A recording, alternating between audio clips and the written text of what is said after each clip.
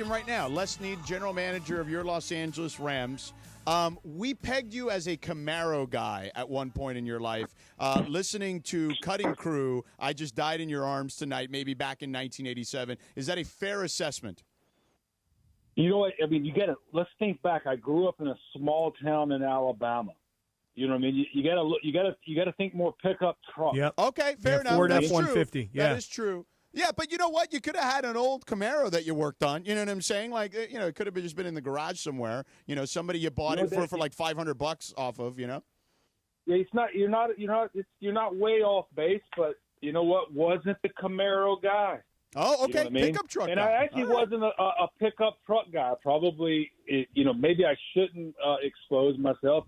Probably first car was like a Honda Accord. Okay.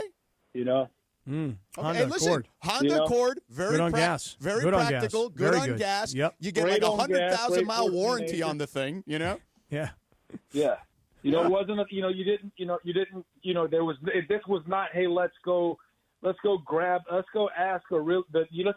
ask the homecoming queen out, and she says yes because of the Honda Accord. Yeah. That's not. It was just get you to and from, gas mileage, things like that. Right. I will say this: you drafted a Bentley at tight end. That kid Ferguson. I did one of his games in 2022, Oregon, Utah. And I was blown away by him. And that was a pretty loaded Oregon team back then. And then I followed his career since. But, yeah, I really like that kid. He reminds me a lot, and I think Sean may have mentioned this too, reminds me a little of Chris Cooley back from the old Washington days. Well, there's definitely some Chris Cooley, in his game just because of the subtleties and nuances at the top of routes and being able to, right, to have those nuances and separate right at the top, not necessarily just on pure mom, dad, God-given explosiveness. So there's subtleties and nuances in someone's game, instincts, we call it, knowing the physics and geometry of it all. But he is one of those guys, if you liked him 3 years ago and kind of followed his career, right, a lot of big-time catches in the red zone and moving the chains along the way. Hey, Les, I liked it when you called him to congratulate him and welcome him to the Rams. You said that you've been thinking about looking at him when he was at the Combine, and apparently he has a tattoo across either his chest or his belly that says loyalty, and you said now you've got a new team to be loyal to. What are we talking about here? He's if you check his combine pick out, right, there's an element, right, he definitely has some ink on the body, has some really good artists that he's gotten to know, but that one stuck out because it was a large tattoo. It's on his stomach. I did mention, holy cow, I just said belly. That one's not going to age well. You know what I mean? I could have said, hey, your shredded stomach, your six pack, whatever you want to call it. I mentioned belly, but there, he did have loyalty.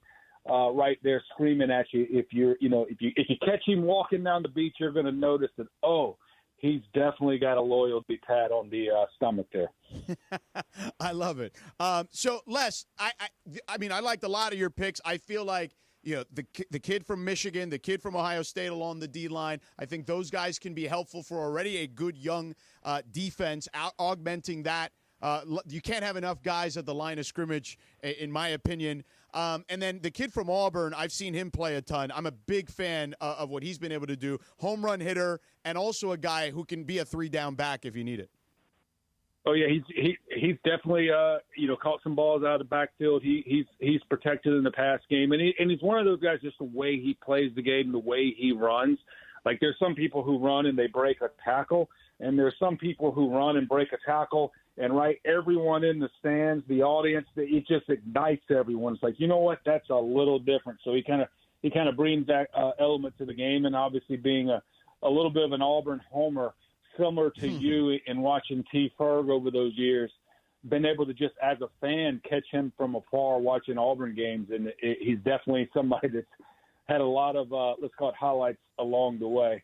Yeah. For the Auburn Tigers there. Yeah. And by the way, I'm a homer also for my Pitt Panthers, and I love what you did in the 7th round. Yeah. Because the kid Mumfield out of Pitt in the 7th round, look, 7th rounders oftentimes have a hard time making teams. Not on the Rams. But no, 7th rounders on the Rams can become like A-list receivers. He had a very, very productive career, Les. Very productive. Another person, I would say if he was a coach, he he definitely knows how to run a route and get open at the point of attack, get open at the right time. And some, I always go, there's an element of instinctual feel for the game. It comes naturally to him, even though maybe he goes to the combine and you run those drills. It's not in football pads. So he's going to be someone who's going to definitely play more explosive right when it's time to separate at the top of that route than he would, let's call it a short shuttle or something like that.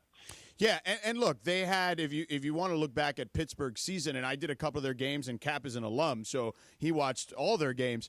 Look, they had a quarterback situation occur. They looked great for the first 6 games. They had a healthy quarterback. Then they went through a number of different quarterbacks, and things looked a little differently. I still feel like he played really well despite all that, which to me shows just kind of the maturity of the kid, too.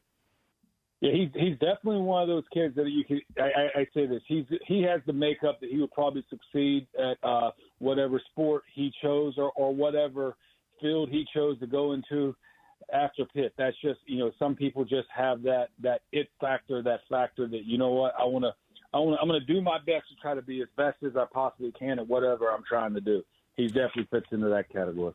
Hey, Les, I also really loved being at the draft headquarters at the Air Ops for the LAFD at the Van Nuys Airport. For all the great draft places that you guys have done, the mansion in Beverly Hills, the beach activation last year, this was probably the coolest. And I thought your press conference was interesting because you were saying, hey, these guys right here, they battle, and as I recall you using the word badass, they battle some badass fires. What'd you think about being around all those LAFD firefighters and being in that facility for the draft? Yeah, it was definitely, like, we've been to some cool places.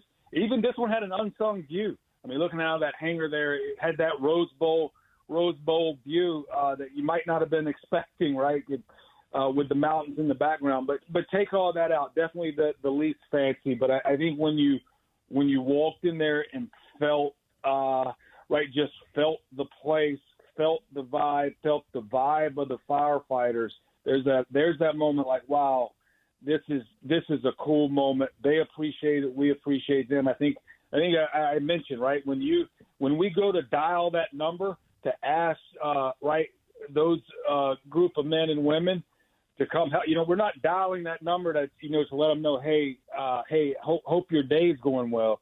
We're kind of dialing that number going, you know what? Mother Nature's coming at us and we're going to go the other way, but we need someone to go this way. And they're the ones that show up and go the opposite direction, which is right into Mother Nature's best pitch. Les, I don't know if you can even address this stuff, but I'll try to be as delicate as possible. There's plenty of scuttlebutt out there, I guess, about you guys potentially looking outwardly to bring in some more talent, which I'm sure you guys always are, particularly Jalen Ramsey, someone you guys are familiar with. I don't know if I can ask you specifically because he's still on a roster, but what I'll ask you is, what would you say about potentially still adding veteran talent to this roster? I think you take it in stages, and it's not something that's an urgent matter, because what we're just getting here, we're just finishing up our second week of phase 1. We'll get on the field in OTAs. We'll start, right, everyone will start blending and collaborating and seeing what kind of chemistry we build. And along the way, you'll figure out, whether you think there's a major hole or not. And no team's ever going to be ideal, but along the way, you're trying to take, let's call it, do a report card of, okay, if we're not ideal, how close can we get to it? So those things are always in play, but especially with veteran players that don't own another team. It's one thing if your contract expired, you're a veteran player and you're still on the street right now and you're free. That's a lot easier said than done than when someone's right on a roster, has guaranteed money. There's so many variables that goes into, those type things coming together this time of year. Hey, Les, I think a lot of us were looking at this draft and wondering, might you guys dip your toe into a developmental quarterback? Because we all kind of think that eventually you got to prepare for the aftermath of Matthew Stafford. So I guess my 2 questions would be this. Did you contemplate it at any point? And 2, it was the story of the draft. What was your opinion about what happened to the Shador thing? I think I'll answer it obviously we have Matthew Stafford. So I think priority number one is make the most of the Matthew Stafford era. That's the right now. That's the moment we're in. Very well aware that his career is coming to an end at some point sooner than later. So you got to be aware of that. I think in this year's draft with the quarterbacks, we're always scouting QBs. And then what eventually ended up happening is, I always say this, when you're in that moment, like I mentioned, make the most of the Matthew Stafford era.